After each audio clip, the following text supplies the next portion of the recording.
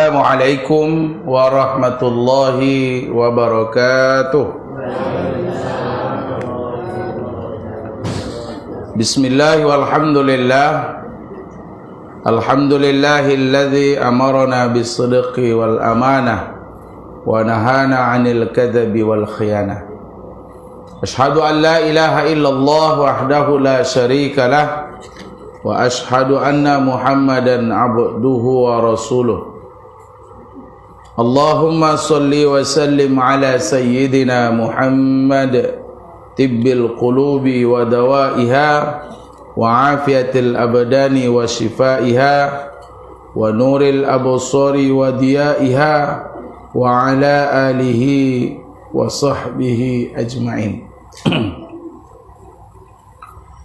Allahumma inna nas'aluka fahman nabiyyin wa hifzal mursalin wa ilhamal malaikatil muqarribin ya aziz ya jabbar ya rahima bil ibad. Yang sama kita hormati pengurus mushola kita, yang saya muliakan para asatiz, alim ulama, pepatah duduknya bercermin kitab, kok tagaknya dengan pituahnya. Yang kecil tak dapat disebut nama, yang besar tak sempat dipanggil gelar. Yang saya hormati Bapak Ibu, Ayah Bunda sekalian, semoga dengan pertemuan ini, semoga juga Allah kumpulkan kita seperti ini sampai ke dalam surganya insyaAllah. Alhamdulillah, kita bersyukur kepada Allah dari sekian banyaknya manusia. Kita termasuk orang-orang yang dipilih oleh Allah untuk selalu istiqomah memakmurkan musola kita ini dengan solat berjamaah dan dilanjutkan dengan mengikuti kajian ilmu, di mana kita boleh saja atau bisa saja memilih. Kita tinggal di tengah kota Pekanbaru ini, Pak. Semuanya dekat dari rumah kita. Fa alhamaha fujuraha wa taqwaha. Allah ilhamkan kepada kita jalan fujur atau jalan takwa. Kita bisa saja memilih. Kita kalau mau memilih jalan fujur, bahwa kita di tengah kota ini semuanya ada. Bahkan tempat-tempat tak baik pun dekat dari rumah kita. Dan itu malam ini pun mereka buka. Bapak-bapak yang ingin nyodok-nyodok bola malam ni banyak tempat nyodok-nyodok bola. Ibu-ibu kalau nak ingin menyanyi-nyanyi kroke-krokean ada malam ini. Jalan kaki pun kita sampai. Buka. Bahkan pelayanan di sana juga tak kalah dengan pelayanan di musola. Musola kita ada AC, di situ ada AC. Silahkan kalau mau pilih jalan fujur. Wa taqwaha, atau mau pilih jalan takwa. Majelis ilmu ada. Masjid-masjid dekat. Musola kita buka. Pengajian hidup. Mau pilih mana? Mau pilih jalan fujur, mau pilih jalan takwa, semuanya tentu ada konsekuensinya. Qad aflaha man zakkaha wa qad khaba man dassaha. Alhamdulillah, kita memilih jalan takwa. Kita tak tergiur dengan gemerlapnya malam kota Pekanbaru ini. Tapi kita duduk di rumah Allah ini mengikuti kajian ilmu. Nah, semoga duduk kita ini tentunya menjadi duduk yang bernilai pahala di sisi Allah. Kemudian kita berselawat kepada Rasulullah Muhammad. Allahumma salli ala sayyidina Muhammad. Setiap selawat yang kita baca Bapak dan Ibu, itu langsung disampaikan oleh malaikat kepada Rasulullah. Bahkan Allah kembalikan ruh beliau untuk menjawab salam kita. Sahabat ada yang bertanya, bukankah engkau sudah wafat ya Rasulullah?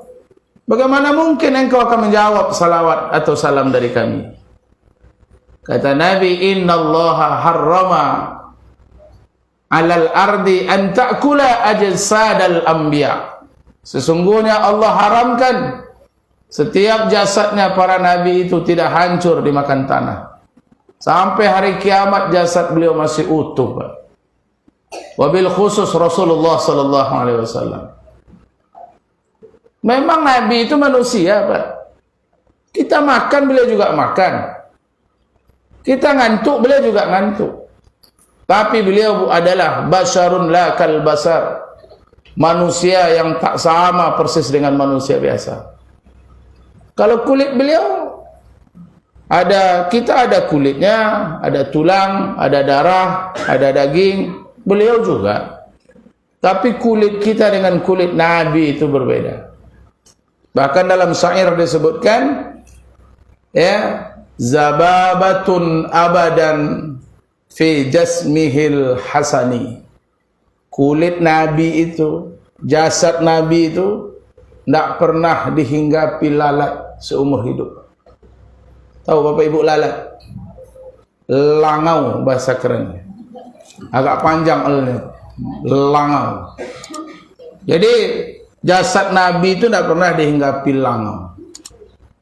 Langau itu hewannya agak aneh, Pak. Apalagi langau hijau. Langau itu dia suka dengan aroma yang busuk-busuk. Bangkai. Jadi kalau ada tikus mati, Pak, nah itu hewan yang pertama kali takziah langau lah. Dia tahu tuh di mana dia mati, di bawah jembatan tahu dia. Kemudian dia terbang tuh menyebarkan penyakit.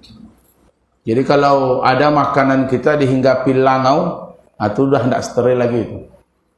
Kalau ada minuman kita dimasuki langau, jangan langsung dibuang. Kalau Bapak Ibu masih mau meminum air itu, celupkan dulu. Celupkan. Setelah terendam dua sayapnya, baru buang. Nah, minumlah airnya. Kenapa? Ini belum ada ilmu kedokteran, tapi Nabi sudah keluarkan, ingatkan. Karena di dua sayap langau itu, satu sayapnya ada racun, dan penawarnya ada dalam sayap yang satu lagi. Jadi kalau langsung kita buang, kita khawatir yang terendam itu sayap yang ada racunnya, sedangkan penawarnya ada di sayap yang satu lagi. Maka kalau ada minuman kita masuk langau, celupkan. Nah, baru dibuang langaunya. Kalau kita masih mau meminum airnya. Tapi kalau Bapak Ibu tidak mau minum airnya, buang air tuh. Nah, minumlah langaunya. Bapak Ibu yang dimuliakan Allah Subhanahu wa taala. Ini saya hanya pengganti di sini. Menggantikan jadwal Dr. Yudi Irwan. Nah, beliau keluar kota kayaknya mengikuti muktamarnya Muhammadiyah.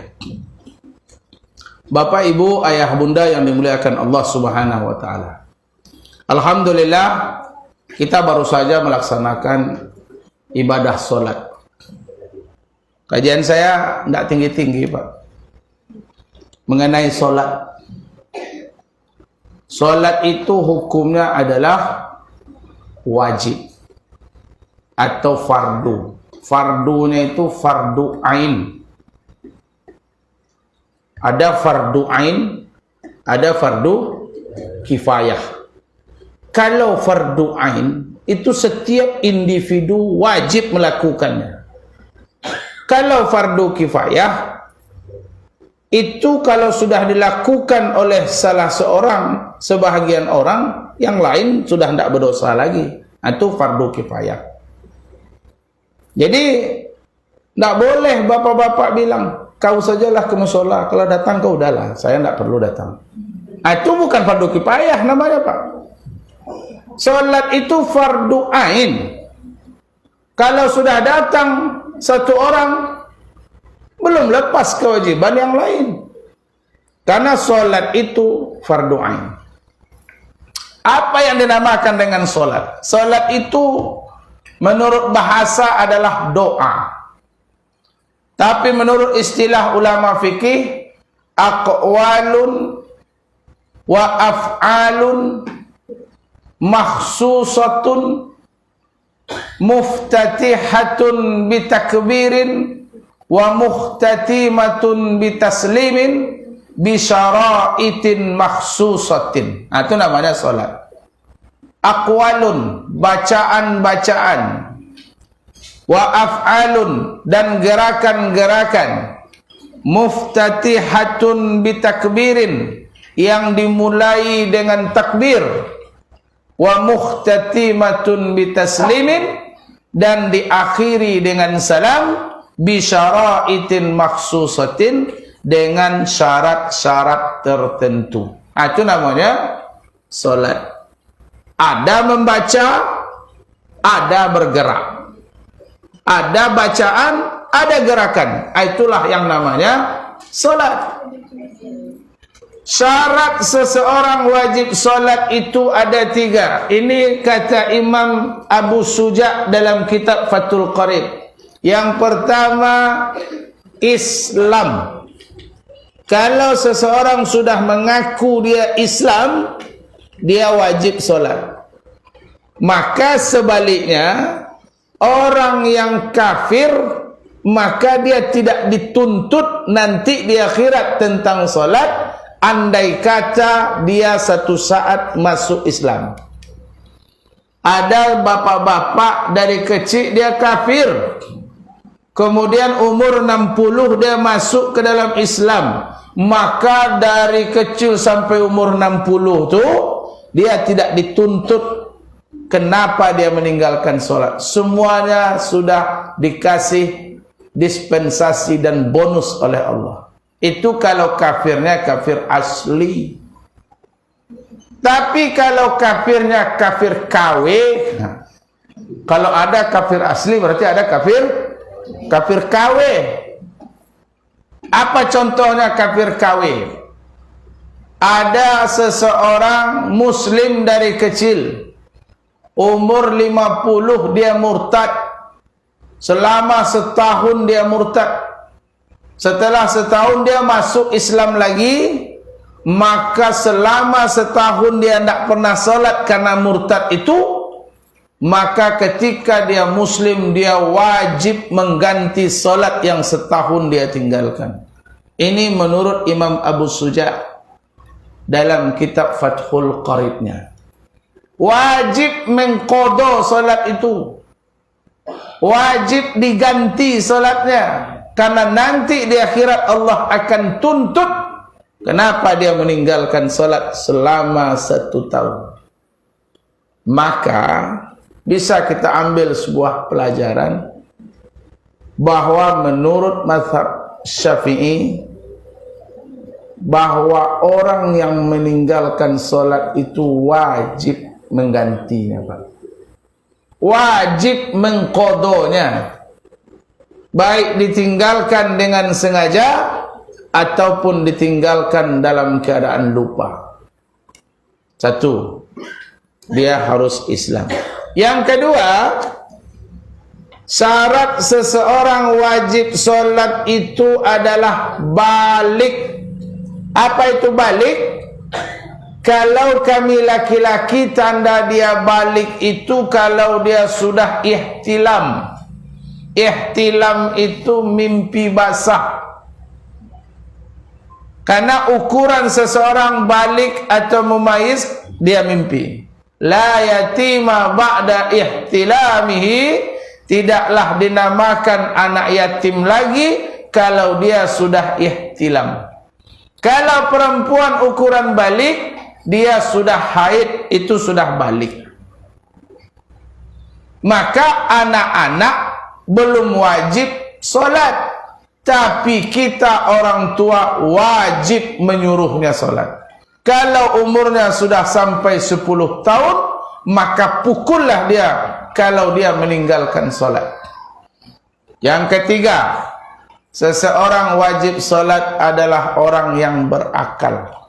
Akalnya masih normal, Pak.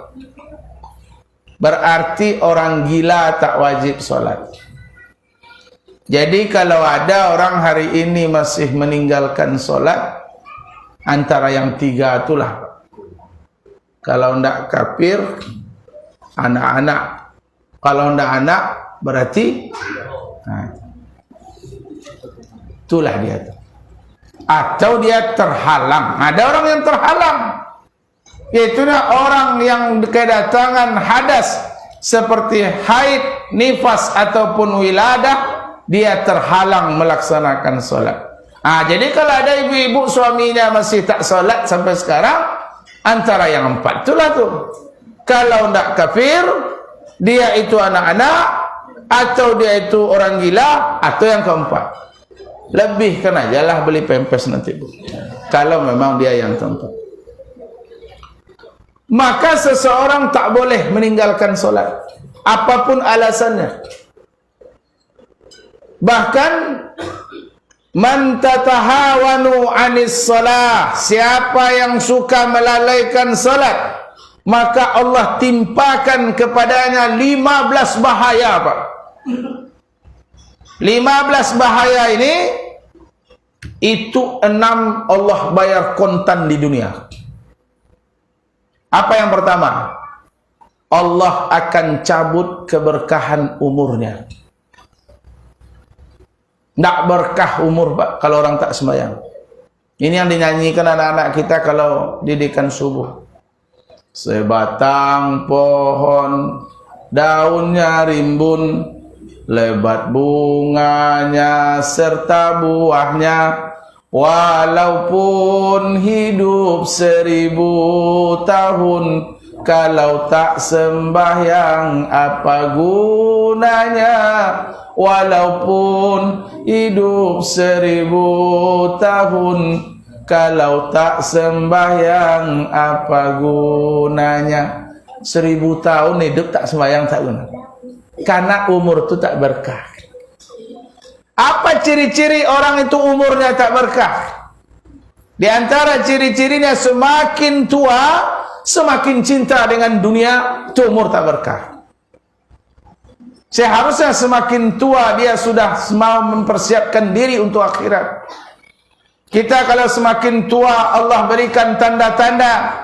Pertama, Allah lemahkan tenaga kita. Bersalaman sama orang tua sudah tidak sekuat dulu lagi salamannya, Pak. Ada agak meletoy sikit. Kenapa lemah genggaman kita, Bapak Ibu? Karena Allah mendidik kita supaya kita belajar untuk melepaskan dunia ini pelan-pelan. Kita kalau sudah tua, mata kita sudah tak setajam dulu. Dulu matanya tajam, sekarang sudah mulai kabur. Kenapa mata kita mulai kabur? Karena Allah mau mendidik kita agar mata hati kita semakin tajam. Kita semakin tua, perasaan semakin sensitif. Kadang menantu memarahi anaknya, kita yang tersinggung. Kenapa kita sensitif? Allah mendidik kita bahwa cinta yang abadi itu hanyalah cinta kepada Allah Subhanahu wa ta'ala. Maka semakin tua, semestinya kita semakin introspeksi diri kita. Man syabba ala sayf sahha alaih. Siapa yang membiasakan satu pekerjaan di masa muda, itulah gambaran hari tuanya. Memang ada, Pak, orang tua lupa bahasa dia telah tua, Pak. Lebih lah gaya dari anak muda. Pakai rambut pakai zigzag lah suka, Pak. Kayak Ronaldo. Padahal rambut lah putih, pakai zigzag. Baju merek Monster. Dompet berantai-rantai lah. Padahal dompet kosong, Pak, ya. Banyak lo rantainya, Pak. Awak dah tuh. Selero lebih lah daripada anak muda. Waktu tu kan kok gigi lah mulai satu persatu hilang. Pulang ke Bukit Tinggi, nanti cari kerak kaliang lo. Ibu ada pekan baru makan kerak kaliang. Daruk-daruk kerak kaliang, Pak. Tengok sudah makan kerak kaliang, tinggal gigi ampek lah. Lah pacah-pacah rupanya. bukan kerak kalian yang mendaruk, rupanya gigi yang pangga. Tahu Bapak Ibu kerak kalian? Yang kayak angka 8 tuh, Bu. Kalau Bukit Tinggi itu yang paling laris, Bu. Tiba hari raya Idul Adha, minta pula tunjang sama panitia. Panitia minta lah Ibu tunjang tuh. Sanggup Ibu makan, dicoba-coba lah nanti di rumah. Makan pula tunjang. Gigi yang sampai tadi tinggal 3 selai. Lah tanggal cek gara-gara makan tunjang. Tinggal 3 aja gigi lah. Itu pula goyang-goyang. Tiba pula menantu dari Bangkinang bawa lapik bugi. Makan pula lapik bugi ni. Sudah makan lapik, tengok gigi tak ada lah. Tanya semua cucu, mana gigi nenek? Rupalah terlulu sama je lapik. Inilah orang tua yang tak lengket gigi tu di lapik tu, rupalah terlulu. Maka kita kalau tua, bicaralah layaknya orang tua. Kalau kita sudah tua, berpakaianlah layaknya orang tua. Kalau kita sudah tua, berdandanlah layaknya orang tua. Ibu-ibu kalau berdandan ni biasa-biasa aja lah, Bu. Macam mana pun kita memplaster wajah ni takkan mungkin ya daun pisang yang tua akan berubah menjadi daun yang hijau, takkan bisa. Maka biasa aja. Ini awak dah tua, bedak setebal ATM. Maka terkadang dunia ini memang iqtaraba linnasi hisabuhum wa hum fi ghaflatin mu'ridun. Surat Al-Anbiya ayat 1. Semakin dekat kepada manusia. Apa yang semakin dekat? Semakin dekat hari berhisab mereka. Semakin dekat hari kematian mereka. Wa hum fi ghaflatin mu'ridun. Tapi mereka semakin lalai. Bahkan semakin berpaling dari agama Allah Subhanahu wa taala. Ini Bapak Ibu, ayah bunda yang dimuliakan Allah. Orang yang melalaikan salatnya ini, maka Allah cabut keberkahan umur. Yang kedua, yang Allah bayar kontan di dunia adalah Allah hilangkan tanda-tanda kesolehan dari wajahnya. Hilang tanda-tanda kesolehan. Simahum fi wujuhihim min atharis salah. Nampak di wajah orang-orang soleh itu tanda-tanda daripada kesolehannya. Tanda-tanda solat nampak dari wajahnya, Pak. Apa maksudnya nampak di wajah itu? Apakah jidatnya hitam? Bukan itu, Pak. Kalau masalah jidat hitam itu, Pak, itu tergantung kulit. Ada orang yang memang sensitif, Pak. Baru sepekan dia solat langsung hitam, Pak. Karena sensitif kulitnya.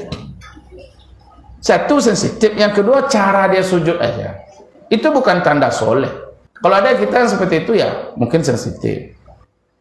Ada bapak-bapak yang sudah bertahun-tahun solat tapi tidak ada hitam-hitam. Karena memang kulitnya tidak sensitif. Bukan itu tanda kesolehan. Tapi nampak aura kesolehan di wajahnya itu. Kayak wajah bapak-bapak ibu-ibu malam ni lah. Kan nampak auranya. Kan kalau wajah kita ni agak beda dengan wajah mereka yang sebelah itu. Ibarat kijang, Pak. Kalau kita ni kijang kapsul, kalau itu kan kijang petak. Agak kijang petak dia. Kalau didudukkanlah ibu-ibu atau bapak-bapak dengan orang mereka-mereka itu, ya nampaklah. Nah, ini kijang kapsulnya, yang ini kijang petak. Agak petak-petak mereka itu.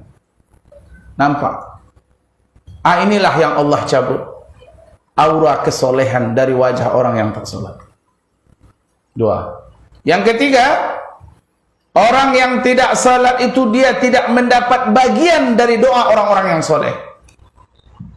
Kita saling mendoakan, Pak.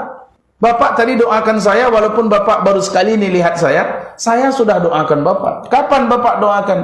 Ketika baca tahiyat. Assalamu alayka ayyuhan nabiyyu wa rahmatullahi wa barakatuh. Assalamu alayna wa ala ibadillahi salihin. Selamatkan kami dan selamatkan orang-orang soleh ya Allah. Baik orang soleh itu dia sekarang masih di perjalanan, orang soleh yang tidak sempat ke musola karena dia sakit, orang soleh yang mungkin sekarang ini sedang sibuk, dapat doa. Saya juga doakan Bapak seperti itu. Orang soleh, dia dapat doa itu Pak, walaupun tak saling mengenal.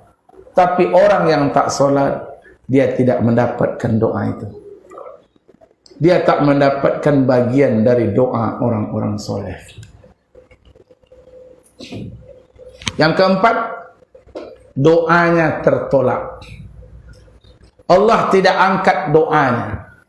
Sudah menangis dia berdoa Pak.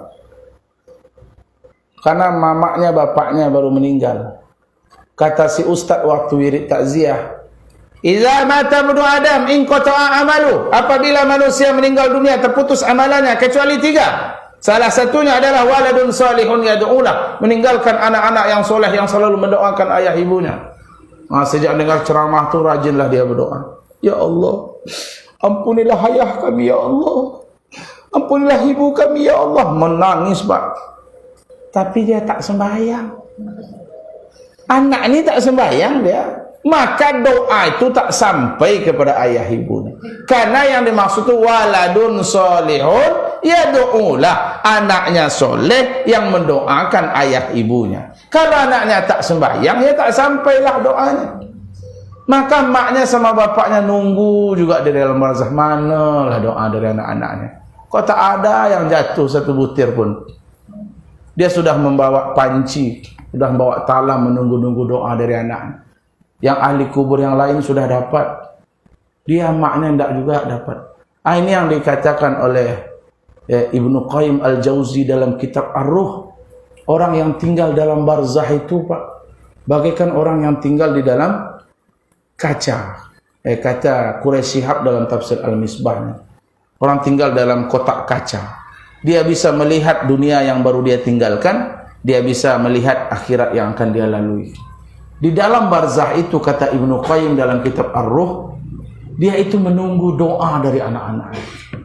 Bahkan ketika ada orang yang menziarahi kuburannya, dia bangga-banggakan kepada ahli kubur yang lain, saya dikunjungi oleh anak-anak saya dikunjungi oleh keluarga saya. Jadi ziarah kubur itu bukan bid'ah. Ziarah kubur itu sunnah Pak.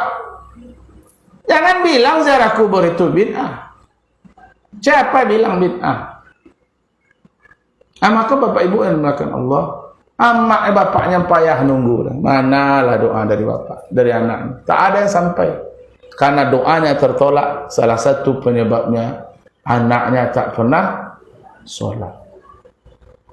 Apalagi amalan yang lain pun Allah tunda untuk diangkat.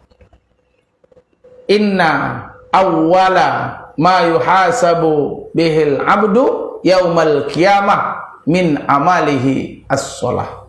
Sesungguhnya ya, yang pertama sekali dihisap pada hari kiamat amalan seorang hamba itu adalah solatnya. Kalau solatnya bagus, maka insya Allah hisap yang lain akan ringan. Tapi kalau solatnya bermasalah, yang lain akan menjadi lebih sulit. Ini Bapak Ibu yang dimuliakan Allah. Allah bayar kontan di dunia. Yang keenam, Allah akan buat dia itu, ya, orang-orang lain tidak akan mencintainya. Kecintaan, kesayangan orang lain akan berkurang kepada orang-orang yang tidak sholat. Ini Allah bayar kontan di dunia. 3, Allah timpakan waktu sakratul maut. Fa innahu yamutu zalula. Yang pertama, dia mati dalam keadaan payah. Payah matinya Pak. Lama sakratul mautnya. Dari jam 7 sampai jam 7 tidak juga mati Pak. Payah matinya. Udah datang PRT ke rumah. Gimana Bu? Udah mati? Belum lagi PRT. Payahnya, ya itulah PRT.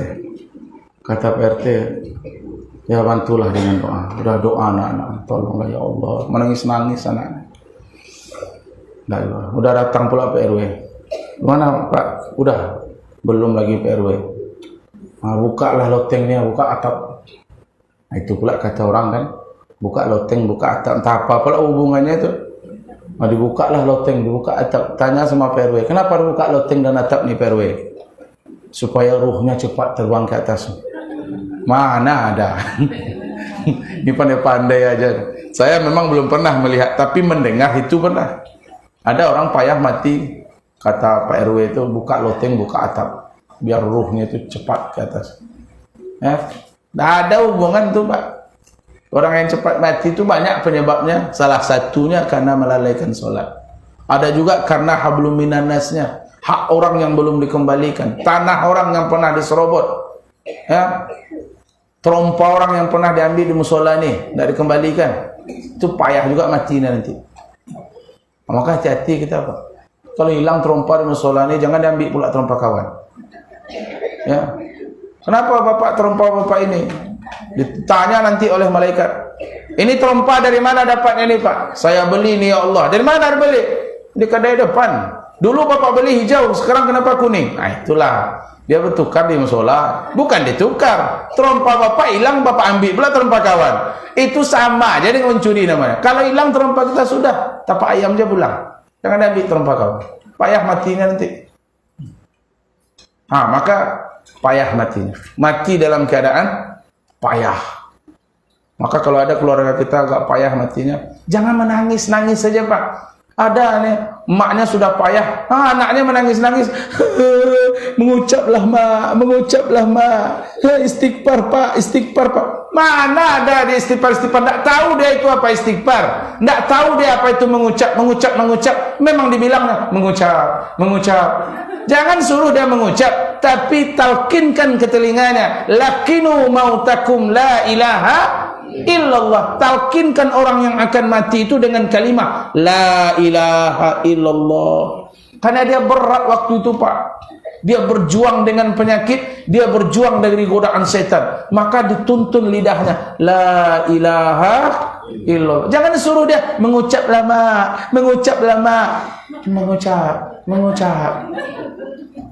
Maka diajarkan anak-anak kita, Bapak Ibu, jangan hanya pandai menangis saja, talkinkan. Kalau sudah ditalkinkan, tidak juga bacakan surah Yasin.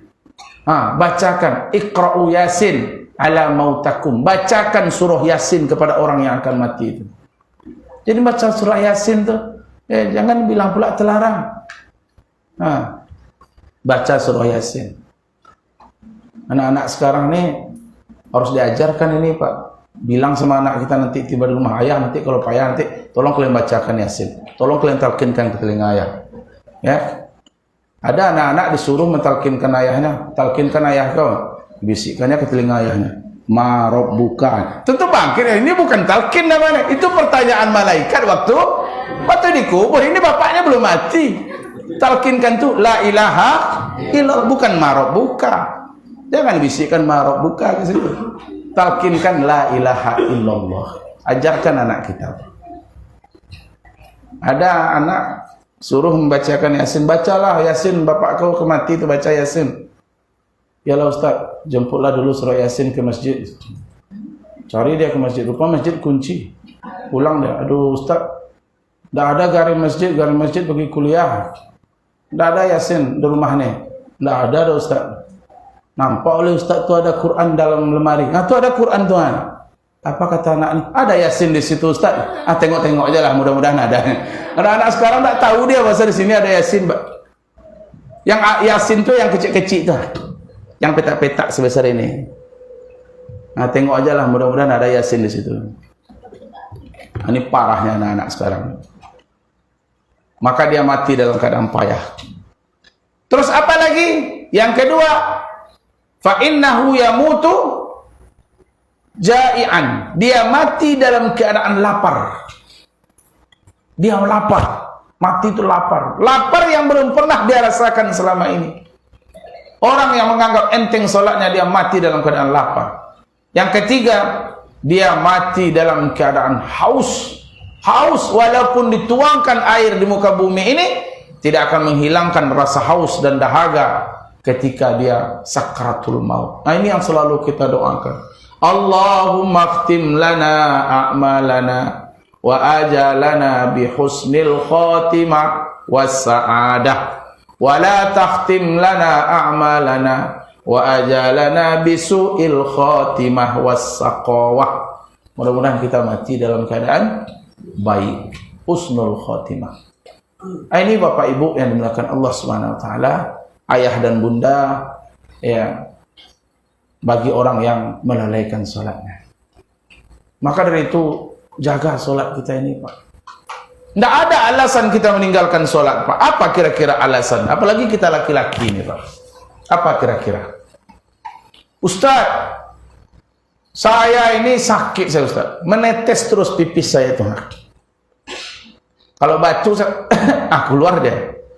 Macam mana itu Ustaz? Kan fikih sudah menjawab dalam kitab Kifayatul Akhyar karangan Imam Taqiyuddin Al-Hisni, bagi orang yang berpenyakit itu kan tinggal merubah niat dalam berwudu. Kan tinggal merubah dalam niat. Kalau kita penyakit yang sudah darurat nih Pak, menetes terus pipisnya, maka dalam berwudu kita rubah niat kita. Apa niatnya? Nawaitul wudu'a listibahatis salati lillahi ta'ala. Sengaja aku berwudu agar bisa melaksanakan solat karena Allah. Maka setelah itu kalau menetes pakai pempes, datang ke musola nih. Menetes dia, biar aja dia menetes. Itu sudah darurat namanya Pak. Atau kita pakai kateter rumah sakit, tidak masalah. Pakai pempes tidak masalah. Jangan menetes beruduk lagi, menetes beruduk lagi. 12 kali beruduk, udah biru mukanya dah. Tidak juga sholat, orang dah siap sholat. Tinggal merubah wuduk kita, niat kita. Jadi niatnya bukan menghilangkan hadas lagi. Nawaitul wudu'a li raf'il hadasi, itu tidak boleh lagi. Karena hadas itu tidak akan hilang. Hadas itu tetap ada. Maka rubah niatnya nawaitul wudu'a listibahatis salati lillahi ta'ala. Tidak pandai bahasa Arab, bahasa Indonesia. Sengaja aku berwuduk supaya bisa melaksanakan sholat karena Allah. Menetes dia, biar aja menetes. Tapi kalau udah penuh pempes itu ganti. Janganlah panjang pempes itu ke bawah, tidak juga dengan ganti. Mentang-mentang boleh. Ganti Pak. Oh Ustaz, saya ini memang sakit, terbaring di rumah sakit. Kalau terbaring di rumah sakit, sholat tidak bisa berwuduk, tayamum. Kan bisa tayamum kita. Bertayamum. Tidak bisa juga berwuduk, tidak bisa bertayamum. Boleh diwudukkan, boleh ditayamumkan. Yang tak boleh disolatkan. Tidak bisa juga duduk. Tidak bisa juga berdiri, boleh duduk. Tidak bisa duduk, boleh berbaring. Macam mana posisi kita kalau sholat berbaring, Bu? Kemana kakinya? Ke kiblat kakinya. Luruskan ke kiblat, tinggikan kepala agar wajahnya bisa menghadap ke kiblat. Mudah-mudahan Bapak Ibu ini tidak ada yang sholat berbaring, kuat semuanya insya Allah. Itu kalau memang kita tak sanggup. Jangan pura-pura tak sanggup. Nah, ini yang banyak sekarang nih, pura-pura tak sanggup. Dari rumah jalan kaki ke musola, pikul kursi. Tiba depan musola, orang belum azan, mauta pula dulu. Setengah jam mauta sambil berdiri. Macam mana anak yang kemarin udah pulang? Nah, kemana? Di mana ada sekolah sekarang? Banyak, panjang mautanya. Sampai politik, ekspor impor pun cerita di situ. Ekspor impor, bursa efek. Tiba sholat di dalam, duduk Pak. Nah, ini pura-pura namanya nih. Berjalan sanggup, berdiri mauta di depan sanggup, tiba sholatnya duduk. Maka orang yang sanggup berdiri kemudian dia duduk dalam sholat fardu, itu tidak sah. Kalau dia sanggup berdiri, kecuali sholat sunat, dia boleh duduk. Kami pinggang kami ini rasa mau putus kalau ruku Ustaz. Kalau mau sujud itu rasa mau patah pinggang ini, tidak sanggup kami. Berarti ruku dan sujud yang tidak sanggup. Maka ketika berdiri dia tetap berdiri. Ketika orang ruku silahkan duduk. Rukuklah dalam posisi duduk, sujudlah dalam posisi duduk. Ketika berdiri, berdiri balik. Maka kita mesti berdiri di depan kursi, taruh kursi di belakang. Ini Bapak Ibu. Bahkan kalau kita sakit, selagi normal akal kita, walaupun kita tak sanggup berwuduk, tak sanggup bertayamum, tak ada orang yang bisa menolong, kita di ruangan ICU, semua alat terpasang, yang terdengar hanya suara-suara mesin-mesin kesehatan, Kemudian kita mendengar lantunan azan dari kejauhan. Hayya 'alas shalah. Ternyata kita tahu ini waktu Isya masuk. Maka solatlah apa bisanya, Pak. Walaupun hanya dengan kedipan mata. Maka solat, jangan tinggalkan. Maka kalau ada kita menjaga orang tua kita di rumah sakit, jangan dilarang orang tua kita solat. Suruh, ingatkan setiap waktu. Ini mak, ini udah masuk nih waktu maghrib mak, solat lagi mak. Ini udah azan Isya pula nih mak, solat lagi. Ingatkan setiap waktu, Pak. Jangan dilarang. Anda usahlah solat mak, nanti mama kalau banyak bergerak nanti kambuh lagi penyakit mama. Tidak usahlah, tidak apa-apa mama tidak solat. Allah kan tahu mak, mama sakit. Itu anak setan namanya itu, Pak. Kalau ada anak kayak gitu, anak setan. Bukan saya yang bilang. Ya, Ibrahim bin Smith dalam kitab Fawaidul Mukhtarah yang bilang, apa kata beliau?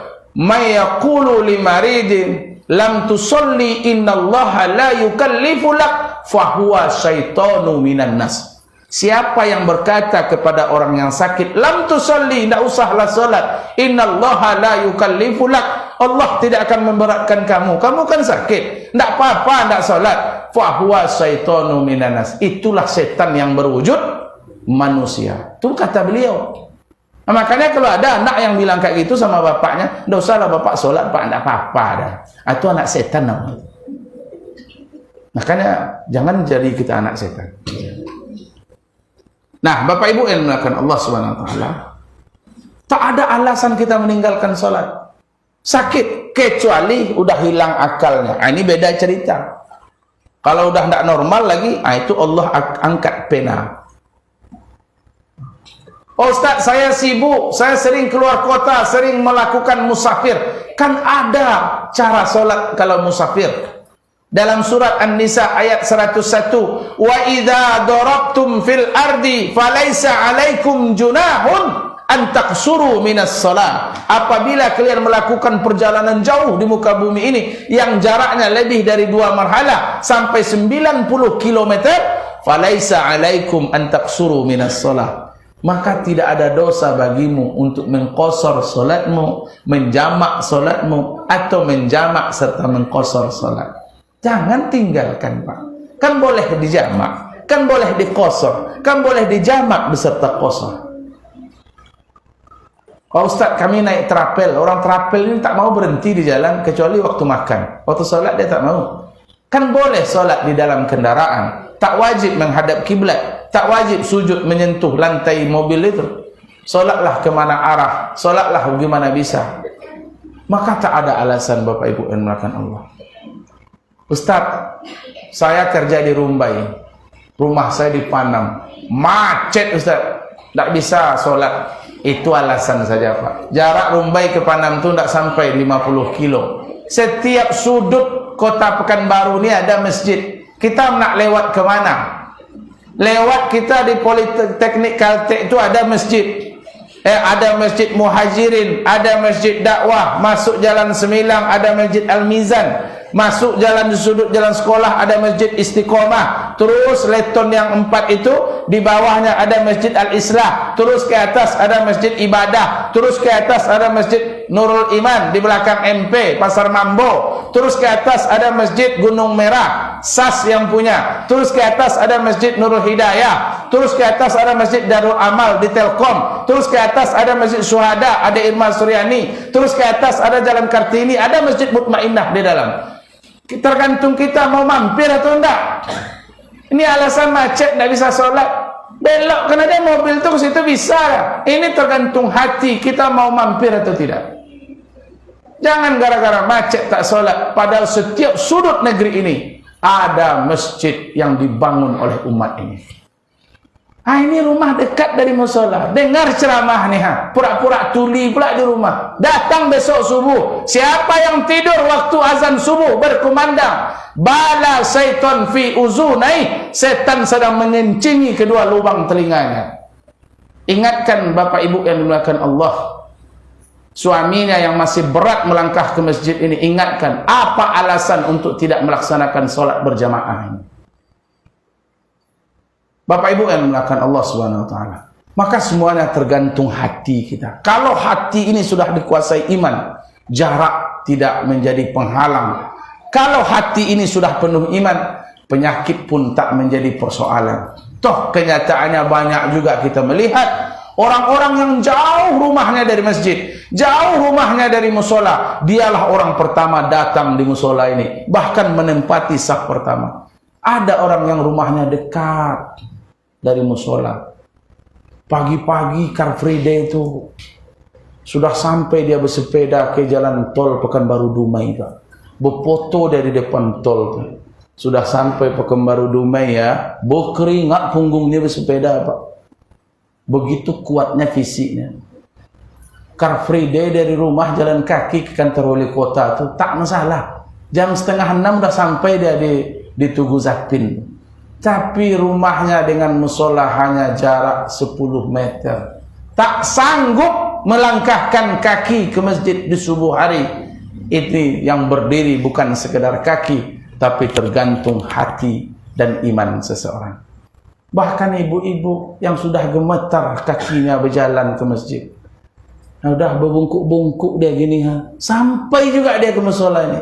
Kadang-kadang kita yang muda-muda ini malu kita, Pak. Malu kita nengok bapak-bapak, ibu-ibu yang mata sudah tak nampak, yang tenaga sudah tak kuat, baru jam 4:30 udah duduk di musola, udah duduk di masjid.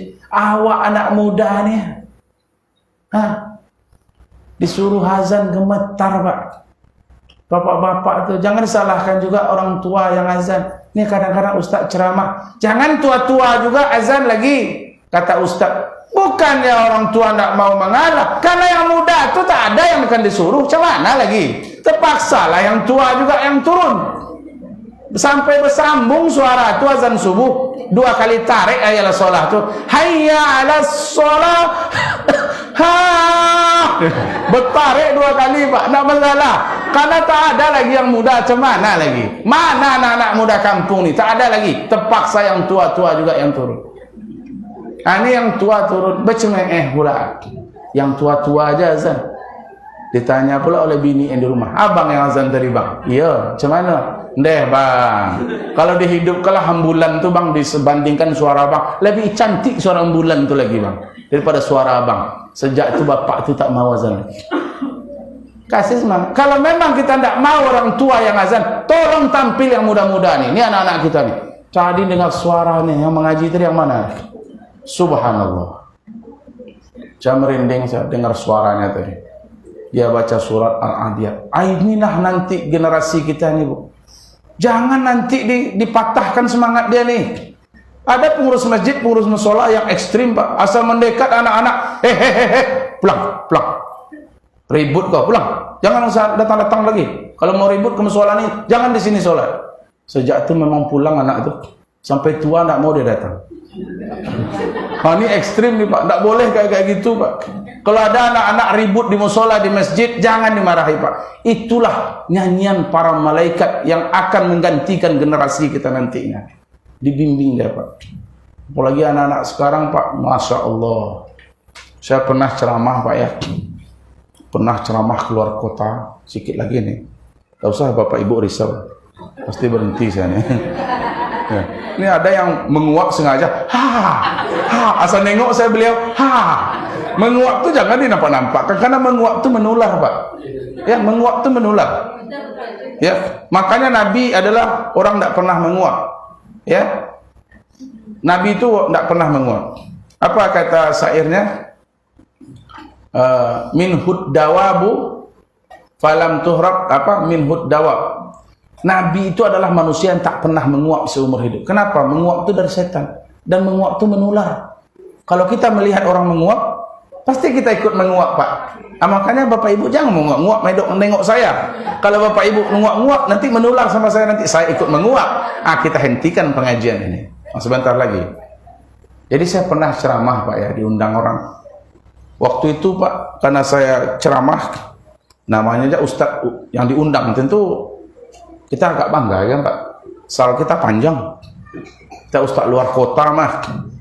Tentu waktu kita imam dibacalah ayat yang jarang dibaca orang. Tentu namanya aja Ustadz luar kota. Tentu dibaca ayat yang jarang dibaca orang. Kalau kuliah al-kafirun dah sering dibaca. Ar-Ra'aita udah sering dibaca. Saya carilah ayat yang jarang dibaca. Waktu itu saya baca ujung surat An-Naba. Ya, ujung surat An-Naba. Innalil muttaqina mafazan hadaiqa wa a'naba. Lupa saya sambungan. Ini karena gara-gara merasa pede nih, ustaz luar kota mah.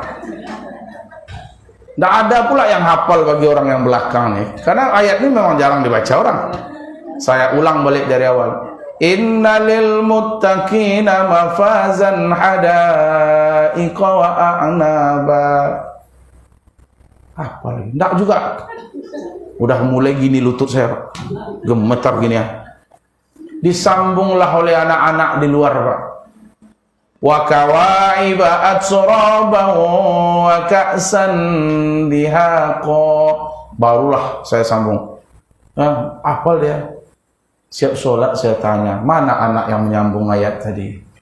Lupanya anak kecil, Pak. Bayangkan nih, ustaz luar kota dibayar kontan oleh Allah, dipermalukan depan anak kecil. Saya panggil, sini Waang. Mana kau sholat tadi? Awak tak sholat dah ustaz. Rupanya dia main ini di luar. Pakai tangkai es krim tuh. Main apa namanya tuh? Main stick dia. Tak pula sholat rupanya. Saya tanya, berapa hafalanmu nak? Saya sudah 3 juz ustaz. Saya peluk dia Pak. Saya cium tangannya. Ini kalau anak-anak sekarang nih Pak, jangan main-main Bapak Pak. Anak-anak sekarang ini ngeri hafalan-hafalannya. Maka saya kalau ceramah-ceramah itu agak gampang saya suruh-suruh imam Pak. Apalagi banyak anak-anak. Anak-anak sekarang ini ya hafalan dia langsung hafalan mati Pak. Kalau sudah lengket itu tidak akan lupa dia lagi itu. Makanya kenapa anak-anak itu kalau menghafal Quran langsung lengket tidak lupa-lupa? Karena hatinya masih bersih. Dosanya belum ada. Coba kalau kita suruh menghafal. Suruh menghafal pagi itu dapat pangkalnya, ujungnya hilang. Dapat ujung hilang pangkal. Dapat ujung sama pangkal, tengah-tengahnya pula tak tahu lagi. Itulah kalau kita yang menghafal. Ada bapak-bapak disuruh imam karena baru menghafal ayat itu dibawa pula imam. 2 baca ayat sekali solat. Sekali baca 2 ayat. Awalnya wal asri, akhirnya wattini. Itu bapak. Wal asr, innal insana lafi khusr. Illal ladzina amanu wa 'amilus solihati falahum ajrun ghairu mamnun. 2 ayat sekali baca. Kata menantunya belakang, mantap mintu orang gue. 2 ayat sekali baca deh. Itu Pak. Karena kalau kita ini hafalan kita ini kadang-kadang sebentar lengketnya Pak. Hafal malam nih besok datang orang adira. Bu, motor belum bayar, hilang hafalan. Maka Bapak Ibu yang dimuliakan Allah, ini beri semangat anak-anak kita nih Pak. Inilah yang akan meramaikan musola ini nanti. Ada di sini nanti yang akan menjadi imam, ada yang menjadi ketua musola, ada yang menjadi ketua sosial kematian, ada yang menjadi ketua nanti pencak silat tapak suci. Inilah Bapak Ibu. Ya, disinilah kita bina mental dan generasi-generasi yang rabbani. Inilah tempat pendidikan yang terbaik setelah sekolah mereka. Jadi jadikan musola ini sebagai lembaga pendidikan juga untuk membina mental-mental generasi kita. Inilah kajian kita malam ini Bapak Ibu yang dimuliakan Allah. Saya mohon maaf ya, ginilah gaya saya ceramah Pak ya. Ya kalau ada salah dan silap. Kuis. Ya. Ada hadiah sini ya. Berapa hadiahnya nih Pak? 2 ya? Ya, ada 2 amplop nih. Untuk 6 orang. 6 orang. Pertanyaan pertama, siapa dapat tunjuk tangan? Sebutkan 3 syarat wajib sholat. Ada di belakang. Coba abang. Berdiri bang, nampak kamera tuh. Ya, yang baju kuning sini nak. Siapa namanya? Sulaiman. Panggilannya Sule. Sulaiman. Ya. Sebutkan 3 syarat wajib sholat. Islam. Balik. Berakal. Ya, alhamdulillah. Tepuk paha. Ya. Ya. Ada terasa ya? Tebal nih. Dah. Hah? Oh, enggak semuanya. Tapi dikasih amplopnya satu. Ya. Wah, sekiranya 6 amplop nih. 1, 2, 3, 4, 5, 6. Baik. Pertanyaan kedua. Ada 5 lagi nih ya. Pertanyaan kedua. Apa akibat orang yang meninggalkan solat? Sebutkan 3 saja.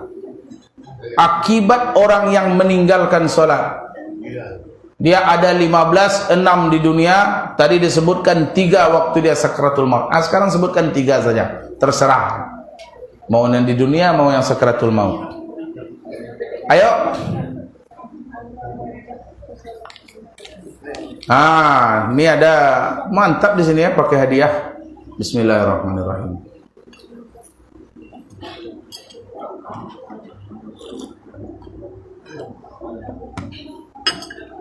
Ada? Baik. Yuk abang, sini bang. Jangan takut. Maju bang. Pakai peci.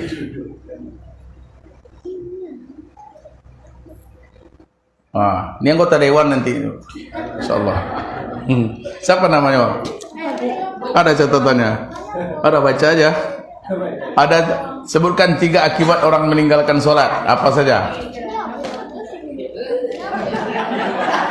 Udah lupa pula yang mana tadi ini.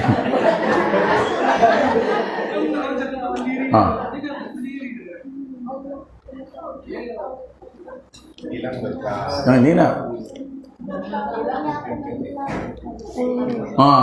Itu dia tuh. Allah akan apa ya bacanya? Tulisan siapa nih? Allah akan apa tuh? Allah akan cabut nih. keberkahan umur. Ya. Keberkahan umur Umurnya 1. Yang kedua? Allah hilangkan tanda-tanda kesulitan dari wajahnya. Ya. Yang ketiga? Orang yang tidak sholat tidak mendapatkan bagian dari orang-orang. Dapat tuh. Perbaiki tuh tulisannya tuh nanti. Ya, yang perempuan ada anak-anak kita? Enggak ada ya? Ya. Yang berikutnya.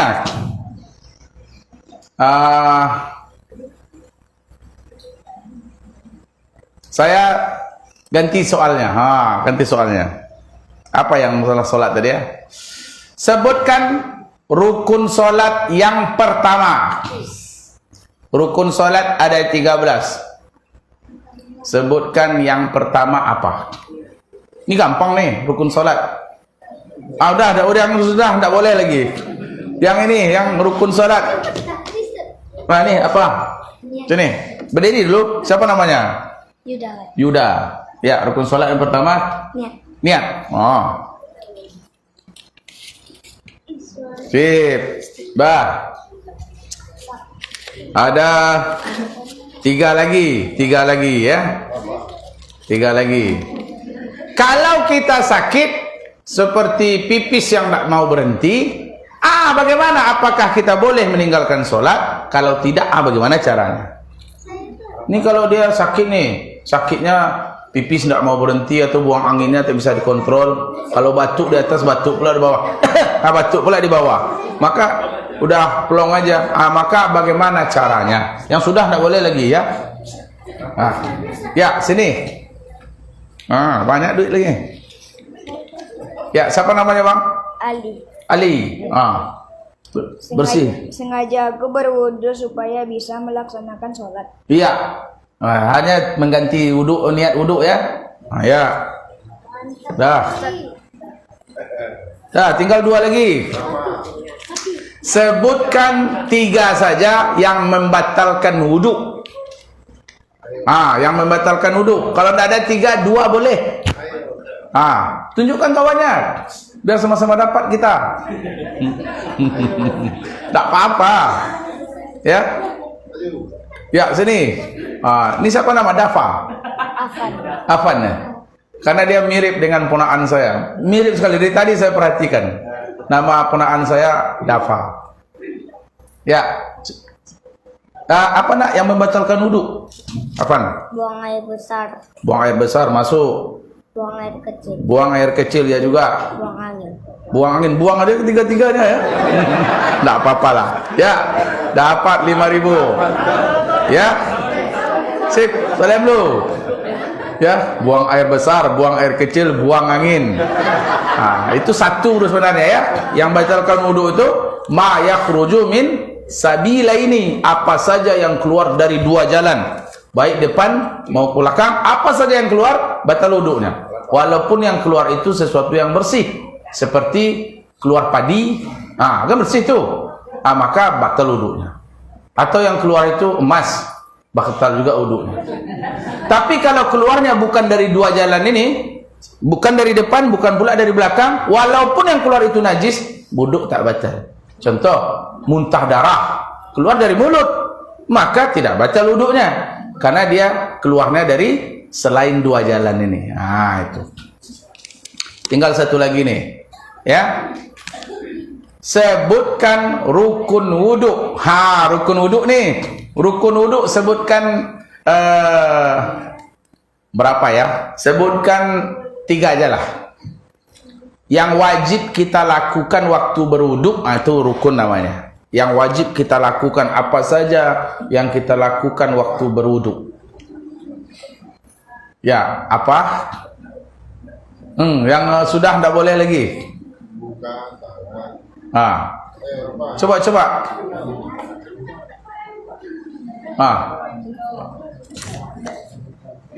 Yuk. Dia apa? Ragu, jangan ragu-ragu, sinilah. Ya. Niat cuci muka, cuci kaki, cuci tangan.